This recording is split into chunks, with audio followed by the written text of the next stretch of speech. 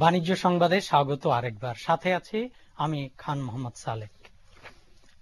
জ্যোতি শাড়ির সপ্তম শোরুমের উদ্বোধন হলো আজ সকালে কর্ণফুলী গার্ডেন সিটিতে। এই শোরুমটির উদ্বোধন করেন চিত্রনায়িকা মৌসুমী এবং জ্যোতি প্রিন্ট শাড়ির চেয়ারম্যান হাজী মোহাম্মদ লোকমান হোসেন।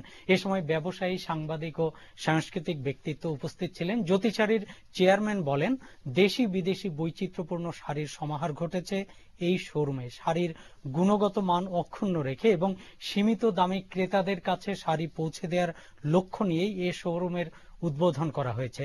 রাজধানীতে আরো কয়েকটি শোরুম খোলার পরিকল্পনা রয়েছে বলে জানান তিনি।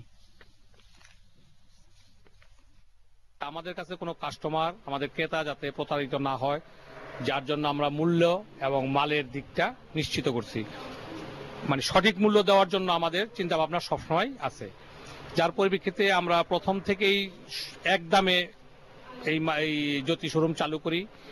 এরপর থেকে আমাদের বিভিন্ন মার্কেটে শোরুম আছে। আজ আমাদের স্টুডিওতে এসেছেন জ্যোতি শাড়ির চেয়ারম্যান আলহাজ লোকমান হোসেন। জনাব লোকমান, আপনাকে স্বাগত আমাদের স্টুডিওতে। আপনারা তো আজকে আপনাদের সপ্তম শোরুম উদ্বোধন করলেন। আপনারা যে জ্যোতি শাড়ি প্রায় সেই 2 দশক হয়ে গেছে আপনারা জ্যোতি শাড়ির ব্যবসা করছেন এবং মোটামুটি ভালোই জনপ্রিয় হয়েছে আপনাদের এই শাড়িগুলো। তো আপনারা এই শাড়ির ক্ষেত্রে কি কি বৈশিষ্ট্য রক্ষা করেন? প্রথমত আমরা কাস্টমারকে সঠিক মূল্য দেওয়ার নিশ্চয়তা দিয়ে থাকি, তার সাথে গুণগত মান, সঠিক জিনিসটা সঠিক মূল্যে দেওয়ার জন্য এই আমাদের কোম্পানির বৈশিষ্ট্য, জ্যোতি শাড়ির বৈশিষ্ট্য।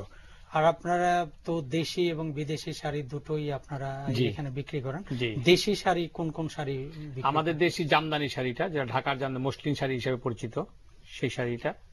আর আমাদের মিরপুরের বেনারসি শাড়ি, যেটাকে বলে বেনারসি বলে বিখ্যাত। ঢাকার জামদানি শাড়িটা আপনারা কোন এলাকা থেকে? ডেমরা এলাকা থেকে এটা আমাদের আনা হয়। এর ডিজাইন নকশা কি আপনারাই করেন? এটা আমাদের নিজস্ব ডিজাইনার আছে, আমরা তার থেকে দিয়ে সেই ডিজাইন করে নিয়ে আসি, এটা আমাদের শোরুমে বিক্রি করি। আচ্ছা, আপনাদের এইখানে যারা ডিজাইন করছে এবং যারা যেসব তাঁতিরা কাজ করছে, তাদেরকে আপনারা শাড়ির গুণগত মান বাড়ানোর জন্য আপনারা কি কোন রকম পৃষ্ঠপোষকতা দিয়ে থাকেন? জি, দিয়ে থাকি। পাশাপাশি আমরা তাদেরকে একটু মানে আর্থিক সাহায্য সহযোগিতা করে থাকি। কি ধরনের? সেই যেমন ধরেন কিছুটা আমরা ফান্ড তাকে দেই, মানে তাদের পুঁজি করার জন্য, ভালো মানে ধীরে সুস্থে কাপড়টা করার জন্য, সময় মতো সুতো কিনে রাখার জন্য, যাতে কাপড়ের মূল্যটা মানে ঊর্ধ্বগতিতে না যায়। অনেক সময় কাপড়ের সুতো দেখা যাচ্ছে সুতো বাইরের থেকে আসে, এই সুতার জন্য মালের প্রাইস অনেক বেড়ে যায়। ঠিক সঠিক সময় আমরা সুতোগুলি কিনে রাখলে মালটা দামটা তার নিম্নগতিতে থাকে। সেই দিকটা আমরা এই জন্যই আমরা মানে কি বলে তাঁতিদেরকে অগ্রিম দিয়ে থাকি। আপনারা যে ডিজাইন এবং যে নকশাগুলো তৈরি করেন, এর মধ্যে আপনারা কোন কোন বিষয়কে বেশি গুরুত্ব দেন? আমরা মানে রংটা, পাকা রঙের জন্য এটা দেই, আর ম্যাচিংটার দিকে বেশি দেই, কোন কালার সাথে কোন ম্যাচিংটা যাবে এটার উপর আমাদের গুরুত্বটা বেশি থাকে। আচ্ছা, আর আপনারা যে মিরপুরের বেনারসি শাড়ি বিক্রি করেন, জি, সেখানে আপনার কি ধরনের বিষয়টাকে আপনারা বেশি গুরুত্ব দিচ্ছেন? এক সময় বেনারসি আমাদের দেশে ইন্ডিয়া, ভারত থেকে আসতো।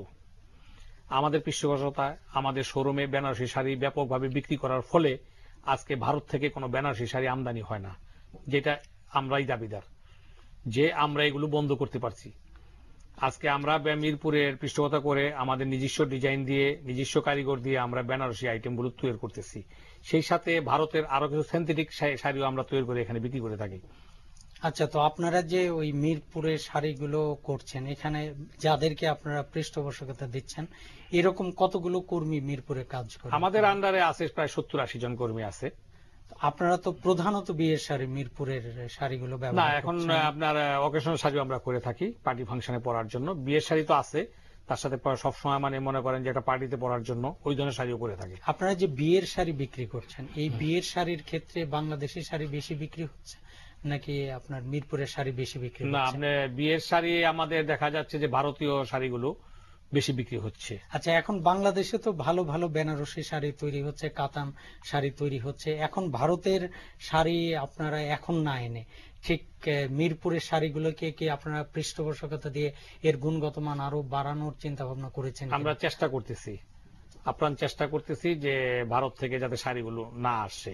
ভারতের কোন কোন শাড়ি বেশি বিক্রি হয়? ভারতের সিনথেটিক যেগুলোকে বলে সাধারণত জর্জেটের উপরে, তারপরে শিফনের উপরে, হ্যাঁ, এই ধরনের কিছু কাপড়ের উপরে, যেটা আমাদের দেশে এই কাপড়গুলো হয় না, ওইগুলি ভারত থেকে এখন ইম্পোর্ট হচ্ছে।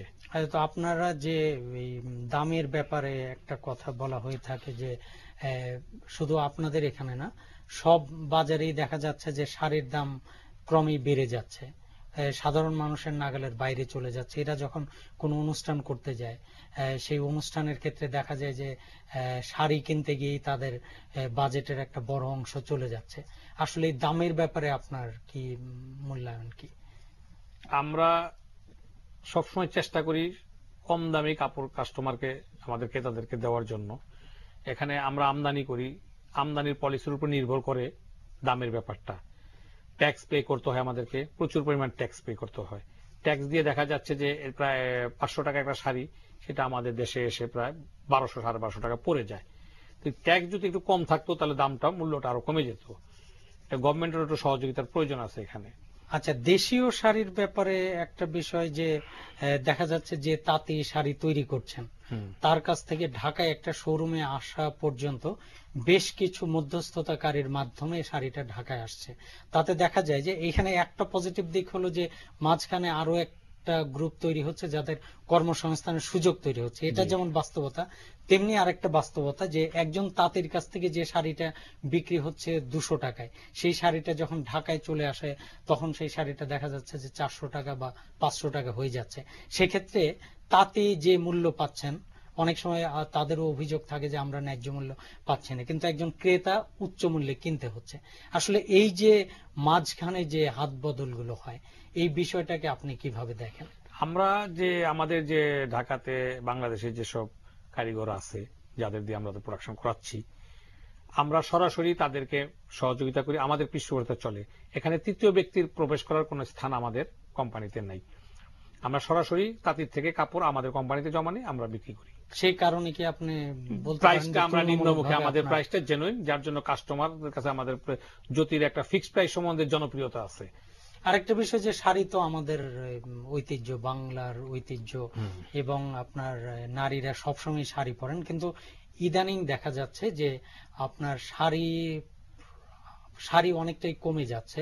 দেখা যাচ্ছে বিভিন্ন অনুষ্ঠানে, ঈদ, তারপর আপনার এই যে নববর্ষ, এই ধরনের অনুষ্ঠান আসলে দেখা যায় যে শাড়ির চেয়ে আপনার এই সালোয়ার কামিজ এসবের প্রতি মানুষের আগ্রহ বেশি, পাশাপাশি জিন্স, স্কার্ট এগুলোও বেড়ে যাচ্ছে।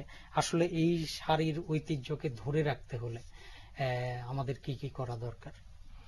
দেখেন, সব সময় মানুষ একটু বৈচিত্র্য, একটু ডিজাইন চেঞ্জ চায়। এটা উঠতি যারা আছেন তাদের বেলায় একটু প্রযোজ্য শাড়িটা, কিন্তু আমাদের মা বোন খালা যারা আছেন তারা কিন্তু শাড়ি নিয়ে এখনো আছেন। তাদের বলেন যে কোনো এক জায়গায় বেড়াতে গেলেও শাড়ির প্রয়োজন, একটা পার্টিতে গেলে শাড়ির প্রয়োজন, এবং বিয়ে তো শাড়ি ছাড়া কোনো প্রশ্ন আসে না, বিকল্প নাই।